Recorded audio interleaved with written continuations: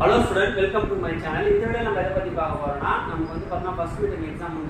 quarterly exam portion daily complete physics 4th lesson study question. First question 2 mark Faraday's law important question lens law RMF value of AC Q factor LC oscillation difference between step up step down electrical resonance 2 mark 3 mark self induction 3 mark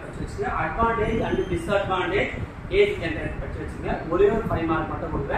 RLC circuit day 1 schedule question exam